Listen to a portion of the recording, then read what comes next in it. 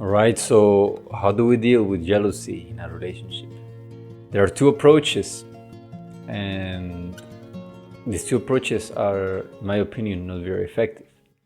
One of them is you go the way of total compassion, meaning, you understand that your partner probably has been betrayed before, probably their childhood was very painful, maybe their parents divorced due to a betrayal, maybe they have been cheated on by every single partner, maybe they've been betrayed in very horrible ways, and then you understand that their heart is a little bruised, and you can see why they are insecure or jealous, and you start accommodating who you are to tend to his or her insecurities out of compassion or out of love.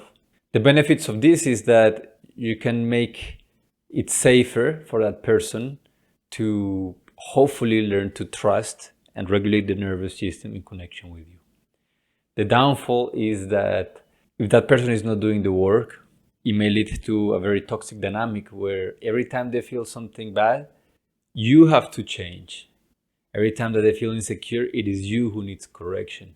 Instead of them looking within themselves and thinking, you know what?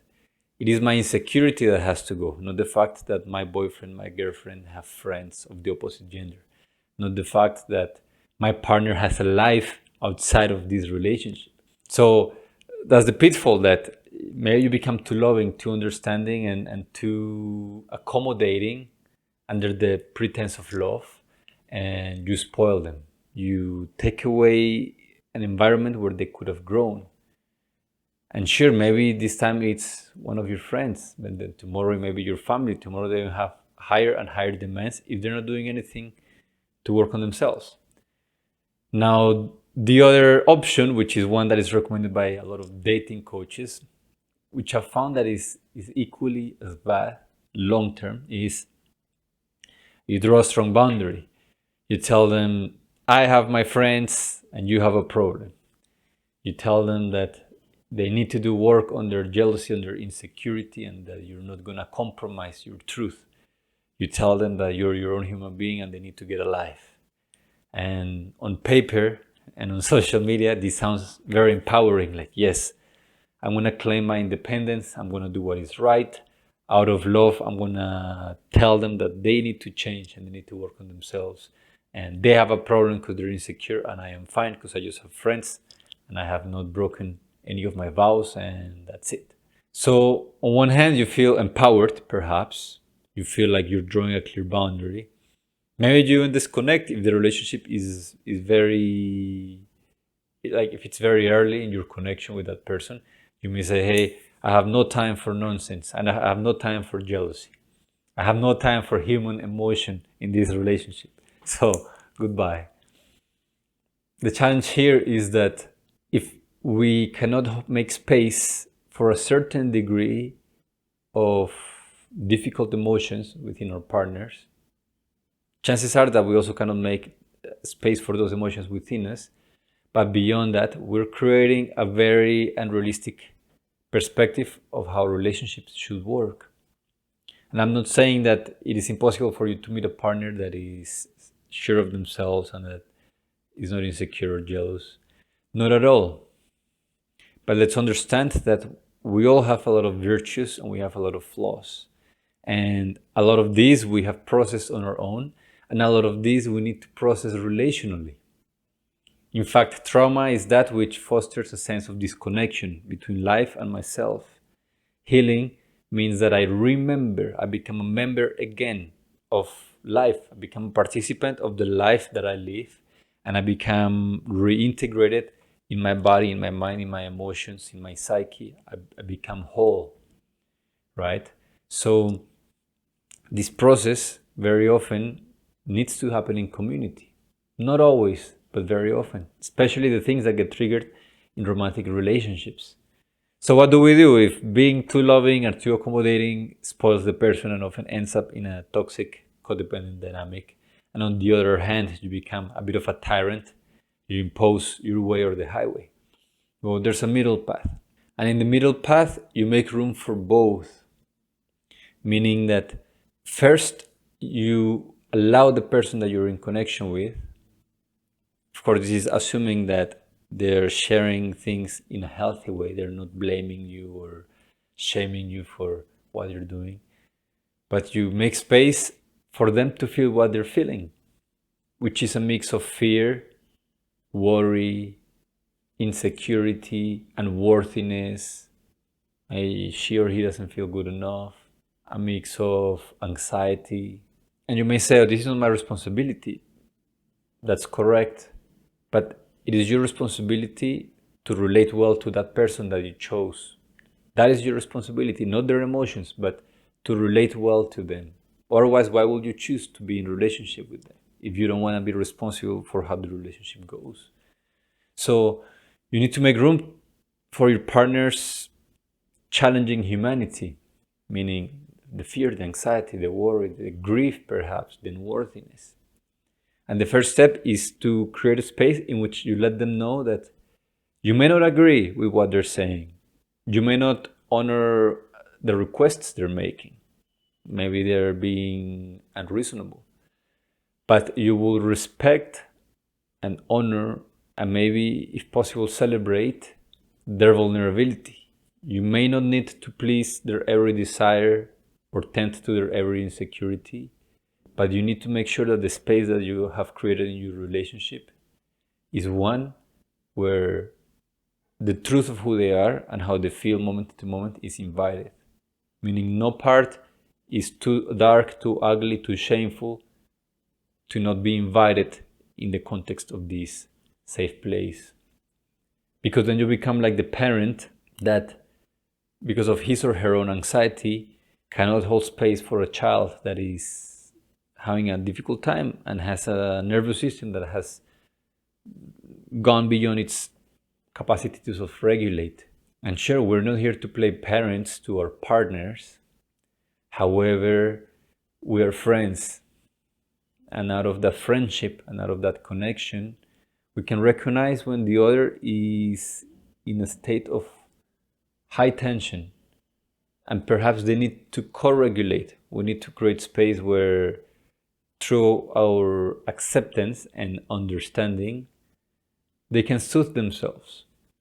Meaning when they come and they're having strong emotions towards something that happened, your compromise without question is not going to serve the relationship. Your judgment and closure is not going to serve it. But you can make space for this part of your beloved that is afraid, that is anxious, that is grieving, that is triggered. It doesn't mean that you need to act on it, or that you need to agree, or that you need to say this is okay and this is healthy and this should go on forever. No. But acceptance creates a space where healing can happen. Where at the very least that person can calm down enough to be able to engage in an edifying conversation. And now when that space is opened up, now you can explore like, wow, why do you feel this way? Is there anything I can do for you to trust me more? Men, this is a question you should ask your partners whenever you can. And women, this is also a question that you can invite your partners into if you feel they do not trust you. And you may learn a little bit more about your partner, their history, what pushes their buttons, the areas where they feel tender. And maybe you will say, wow, love, I understand you. I will be considerate in the way that I move in my life. And I also want you to know that in our relationship, we nourish each other's independence. We support each other's vision of a beautiful life, which, correct me if I'm wrong, includes having our friendships, having people on whom we rely for quality connection, intellectual, emotional, spiritual connection and conversations. And I understand that you're feeling very bad right now. And I'm happy to sit here with you and support you as you go through your emotions. And also, the agreement that we have is that we will prioritize a healthy interconnection over perhaps a very entangled codependency. So I may not stop hanging out with my friends, but I understand now how you feel, and I will be mindful. And whenever I have the chance, I will seek to include you so that you can know them. And you can see that there's nothing to mistrust. Now, that's a very different way of dealing with things. And most of you may be thinking, no, I'm going to just tell them chop, chop, chop and F off. Good luck with that. That may make you feel very empowered in the moment, very righteous. But righteousness is not a trait that you want to cultivate if you want to have a healthy, passionate, loving, long-term, conscious relationship. For that, you need a different kind of skill. And the skill is, can I honor my truth without invalidating my partner's emotions? Can we hold on the greater vision, the ideal of our relationship, without pretending that our humanity doesn't exist? Can we make room for the parts of us that are difficult, that we really don't want our partners to see? When somebody is jealous, there's shame attached to it. Sure, they feel insecure in that moment, but there's a part that feels ashamed because nobody wants to be the jealous partner. Nobody wants to be the partner that is nagging the other, that is afraid of the other doing something else. If we could all flip a switch, we will choose to trust, to have faith, to believe in love, in loyalty, in commitment. And there's a lot of things that we have not processed that make that choice very difficult. So to connect well with another human being, we need to understand how much we can hold in our arms, how much we can make room for, of their beauty and also their difficult parts. And this is very personal. You may realize that it's very intense and it's very consistent and they're in a lot of pain, and perhaps you really feel drained by the amount of insecurity and jealousy that they bring to the relationship. Then you can peacefully and with honor step out and end things. But don't rush to ending them just because your partner expressed a difficult emotion. Especially if you're a person that has an A-type personality, you're a go-getter, you get things done, you're a business owner, or you are a professional that takes care of a lot of people. Especially in these cases, you may have been raised in a way that your emotions go second or last. This is why your mind maybe directs and controls a lot of your life, which brings a lot of success financially in many cases, but it keeps you disconnected. And the disconnection happens because when you were a child, you were not allowed to have needs. It was not welcomed. Perhaps your parents were not even available. And then as an adult, every time somebody has needs, there's a part of you that resents that because you never got to have your own. So we can go deeper and deeper and deeper. But the point of it is, it doesn't have to be my way or the highway, and it doesn't have to be a very meek and compromising way of showing up. You can take the middle path, which is you're conscious of all that is beautiful, or of all that is difficult, and gracefully you navigate that space so that the other feels seen without sacrificing the greater vision that you have for the two of you. I hope it was useful. Like and subscribe, and we'll talk soon.